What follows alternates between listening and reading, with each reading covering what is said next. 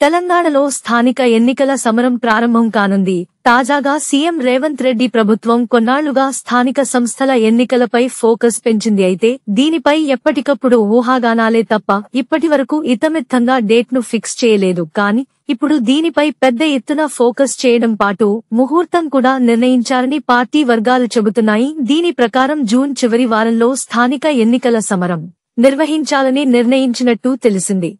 అయితే దీనిపై అధికారిక ప్రకటన రావాల్సి ఉంది. గత కొన్నాళ్లుగా రేవంత్ రెడ్డి ప్రభుత్వం గ్రామీణ ఓటు బ్యాంకుపై కన్నేసింది. గ్రామ పంచాయతీల పెండింగ్ బిల్లులు క్లియర్ చేయడంతో పాటు ప్రభుత్వ పథకాల అమలును వేగవంతం చేస్తోంది.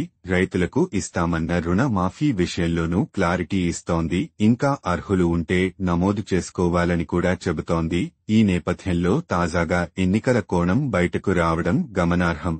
ఇదిలా ఉంటే గత కొన్ని రోజులుగా గ్రామీణ వాతావరణంలోనూ రాజకీయ సందడి ప్రారంభమైంది. మంత్రులు, అధికారులు కూడా గ్రామాల్లో పర్యటిస్తున్నారు. అక్కడి సమస్యలు తెలుసుకుంటున్నారు. ప్రజలకు హామీలపై హామీలు ఇస్తున్నారు. ఇటీవల సీతక్క, భట్టి విక్రమార్క వంటివారు కూడా గ్రామాల్లో పర్యటించారు. ఇక సీఎం రేవంత్ రెడ్డి కూడా ఈ వారంలోనే గ్రామాల్లో పర్యటించేందుకు ప్లాన్ చేసుకుంటున్నట్టు సమాచారం. ఈ పరిణామాలను చూస్తే గ్రామీణ భారతంలో కీలకమైన ఎన్నికలకు ప్రభుత్వం సిద్ధమవుతోందన్న చర్చ జోరుగా సాగుతుండగా ఇప్పుడు ఏకంగా డేట్ కూడా ఫిక్స్ చేశారని తెలుస్తోంది. తాజాగా సర్పంచ్ ఎన్నికలపై కీలక అప్డేట్ వచ్చింది.